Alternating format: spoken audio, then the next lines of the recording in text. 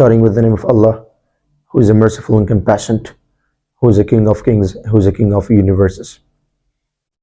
Welcome back to my YouTube channel, English SPAG. So today I brought here an interesting topic just for beginner students, and I'm going to explain them in Pashto.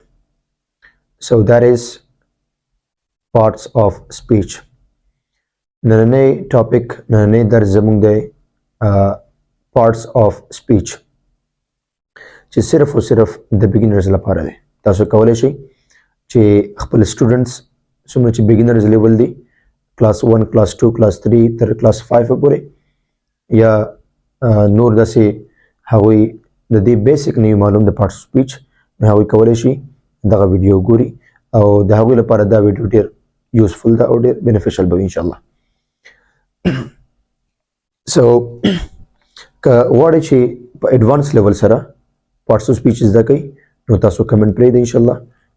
موږ کوشش کوو چې په ایډوانس لیول سټپ بای سټپ هر یو پروناون لپاره ورب لپاره ناون لپاره هر یو بېلابېل یو ویډیو جوړه کړو ځکه په هغې به وخت زیات لګېږي نو انشاءالله.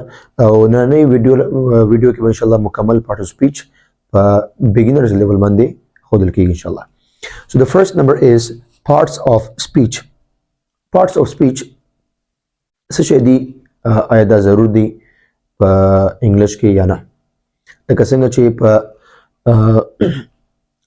چې په یو ګاډي کې څلور ټایرونه ضرور دي داسې په انګلیش کې یا په انګلیش لانګویج کې که هغه سپیکینګ وي که هغه مثال په طور ریډینګ وي که هغه مثال په طور نور داسې related to English وي نو هغه کې دا part speech ضرور دی. صحیح ده؟ There are 8 parts of speech in English language. په English language کې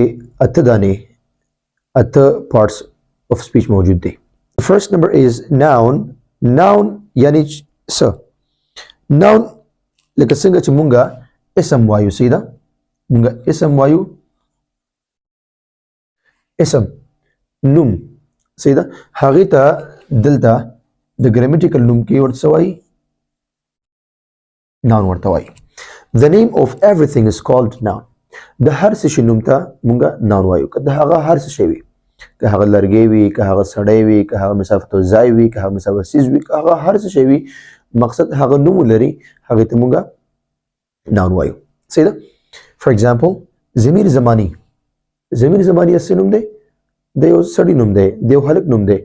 صحیح ده؟ دلته ضمیر زمانی یو نوم دی. که څوک ورته ووایي چې دا ضمیر زمانی څه شی دی؟ Here it is a noun according to grammar. د ګرامر مطابق دلته دا څه شی دی؟ نوم دی.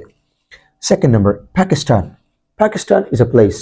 پاکستان چې کوم دی هغه نوم دی د یو ځای نوم دی. صحیح ده؟ دلته که ځای نوم وي، که د سړي نوم وي، که هغه د یو آیډیا نوم وي، که د هغه یو مفکورې نوم وي، هغه هر څه شی وي هغې ته مونږه ناون وایو. Third number is pillow. pillow ویل کېږي بالښت ته. صحیح ده؟ pillow thing څیز دی دا هم یو نوم دی. dream یو خواهش، یو ارمان. صحیح ده؟ دلته هم دا یو آیډیا ده، یو thought دی، یو فکر دی. صحیح ده؟ دا هم یو نوم دی. نو آیا اوس دغه نومونه ضرور دي یا نه؟ آیا دا ضرور دي؟ آیا د دې څومره کیسز موجود دي؟ آیا د مثال په طور صرف دغه سړی، هلک یا فور ایگزامپل ځای یا فور ایگزامپل آیډیا صحیح ده؟ آیا صرف د دې پورې تړاو لري که نه نور برانچز هم لري، نور بخشونه هم لري؟ نو د دې لپاره انشاءالله موږ به ایډوانس لیول ویډیو جوړو نو تاسو کولی شئ چې هغه وګورئ انشاءالله. د هغې لپاره تاسو کولی شئ چې موږ سره ټچ کې اوسېږئ او زموږ یوټیوب چینل ځان سره سبسکرایب کړئ. Second number is pronoun.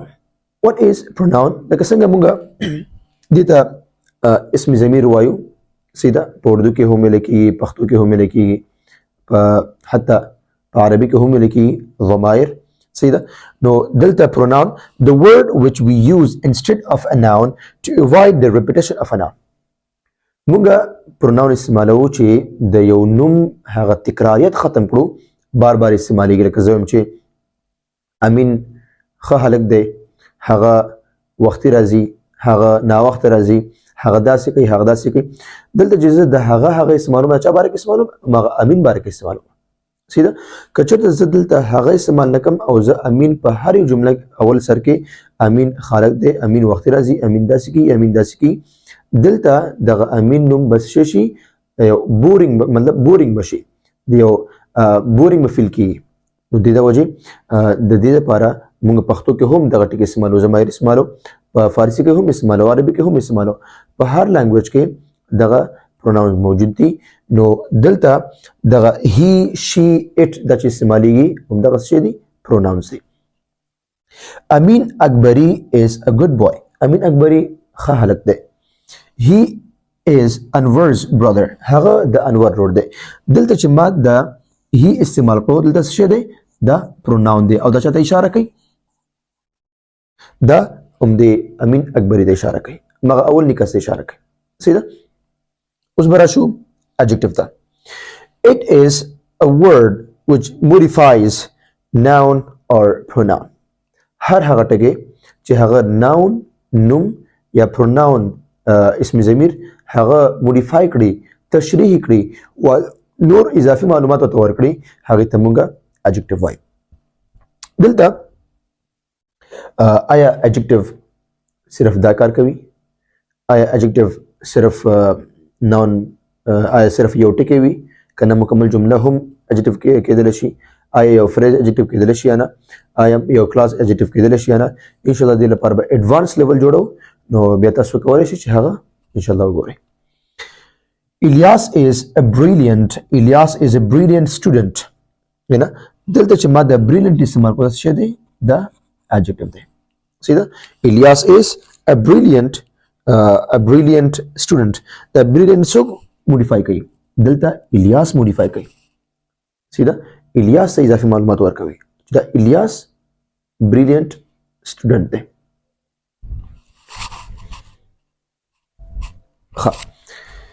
Example number 2. This marker is blue. دا marker blue دی.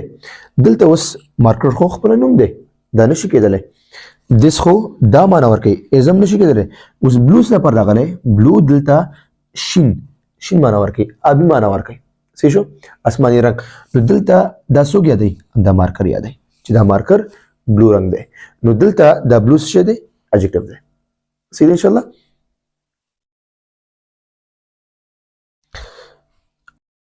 What is a verb? It describes an action instead of being.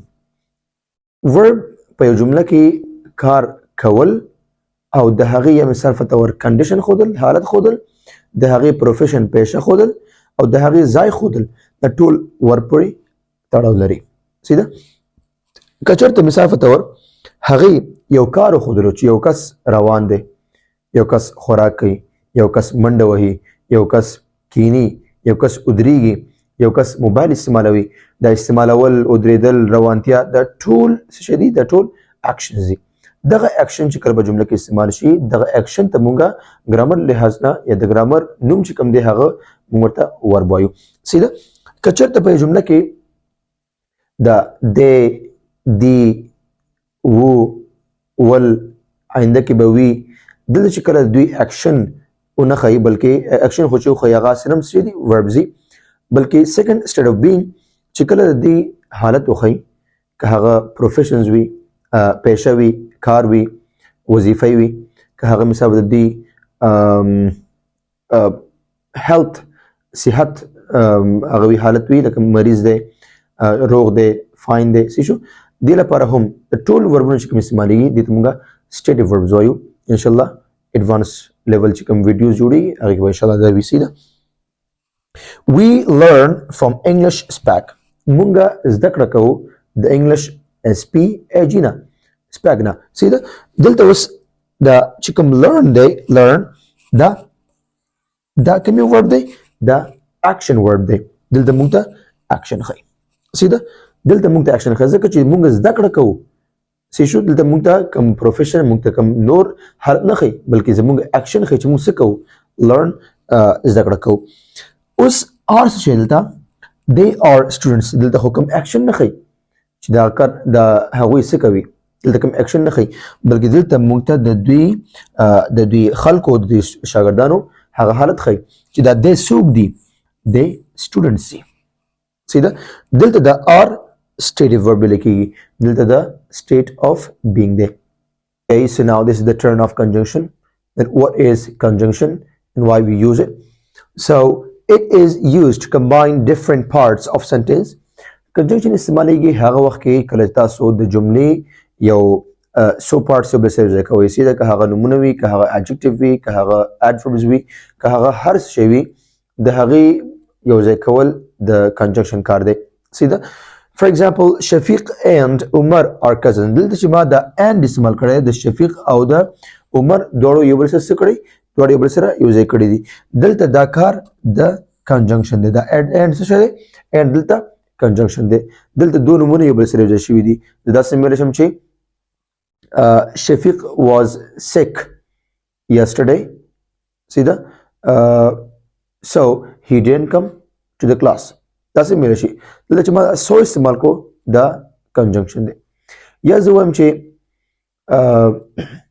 Shafiq was absent yesterday because he was sick دلته چې ما because استعمال کړو دو جملې یو بل سره یو ځای کړې اوس adverb څه شی دی it modifies a verb adjective or another adverb تاسو د adverb د نوم نه هم معلومات کولی شي چې adverb to add more information or modification to a verb is called adverb دلته verb adjective او خپل را پاسېږي یو adverb بل adverb د معلومات ورکوي یا modify کوي واضح کوي هغې ته adverb ویل کېږي لکه for example هلال speaks slowly دلته slowly ما استعمال کړو هلال خپل سلو نه دی بلکې د هغې خبرې سلو دي نو دلته د slowly را پاسېدو دا څه دی adverb دی او دغه speaking د دې د خبرې څه کړی modify کړی چې خبرې کوي بلکې slow خبرې کوي دلته اوس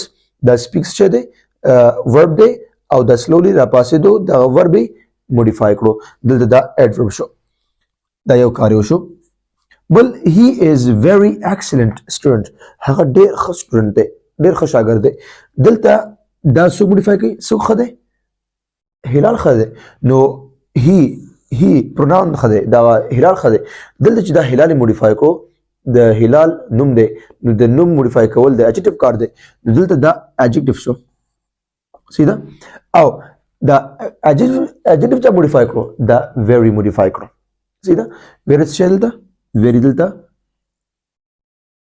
adverb دی سیده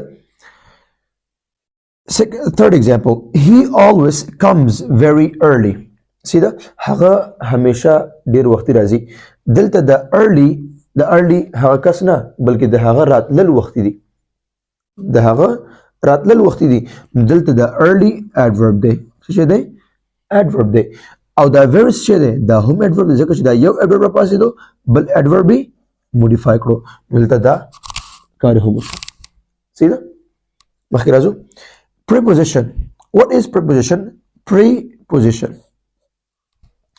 it shows relationship between noun or pronoun the noun او د pronoun او د ضمیر په منځ کې څه کوي د هغې تعلق د بل جملې سره د جملې بقایي حصې سره تعلق جوړوي relationship جوړوي څه شو connection جوړوي the chair is on the table the chair is on the table یا on the floor د چت د پاسه دی د فرش د پاسه دی سیده نو دلته د chair او د floor د منځ کې تعلق چا جوړ کړو د on جوړ کړو سیده on د پاسه دی که زه وایم چې the chair is the floor جمله مکمل غلط راځي چې هغه کرسۍ هغه چوکۍ فلور دی فلور مطلب منزل دی فرش دی سیده interjection it shows certain feelings or command دلته دا موږ ته کله چې کله موږ احساسات ډېر مطلب یا جذباتي شو یا ډېر خوشاله یا ډېر خفه یا د غوسې په وخت کې هغه وخت چې دا کوم چغه موږ وهو سیده دا موږ ته هغه feelings احساسات ظاهروي که چغه وهو په غوسې په وخت کې هغه هم زموږ احساسات څه کوي ښکاره کوي چې دا سړی غوسه دی سیده كمثال په تور هلته مونږه خوشاله یو د خوشالۍ چغه وهو سیده هغه هم فیلینګز ظاهروي ایکسپریس کوي نو هغه هم انټرجیکشن کې راځي اوس کمانډ څه دی حکم ورکول یو کس ما چغه وهل داسې وکړه سیده دلته هم دا انټرجیکشن زی for example wow we are reached to 100 subscribers thank you so we are reached to 100 subscribers مونږه سل subscribers رسېدلو په دې ما څه واو دا واو چې ما ویل دا زما احساسات زما فیلینګز خوشحالي هغه څه کوي ظاهروي دلته دا انټرجیکشن دی اوس دا څه دی hey look get up from my place hey look وګوره چغه وهو یو کس امر کو چې پاس وازینه دلته دا hey او دا look څه دی دا زمونږ هغه احساسات زمونږ هغه انداز ظاهروي چې مونږ څنګه په دې باندې ریاکشن اخلو څنګه زمونږ هغه عکس العمل دی په دې باندې چې دا کس زما ذکر نه څنګه پاسومه امر کول دی امر هم داسې کیږي چې پلیز get up of my place هلته چې کوم دی انټرجیکشن نه لګیږي بلکې کله چې تاسو هغه احساسات هغه چغه هغه فیلینګز هغه ریاکشن تاسو ظاهر کړو هغه وخت کې دته به انټرجیکشن ویل کیږي ډیره مننه الله مو آباد لره خوشاله اوسئ امید لرم چې ویډیو خوښ شوي او بل دا ویډیو ډیر سمپل ساده که تاسو غواړئ ایڈوانس لیول زده کوئ د ټول کیسز زده کوئ چې څنګه طریقې سره دا ولې داسې راغلی دا ولې داسې راغلی دا ټکی ولې داسې ویل کېږي دا ایډورب ولې وایي adjective دا adjective ولې وایي دا ایډ څه شی دی adjective څه شی دی انشاءالله دا ټول به یوه ویډیو جوړیږي تاسو موږ سره ټچ کې اوسیږئ مننه السلام علیکم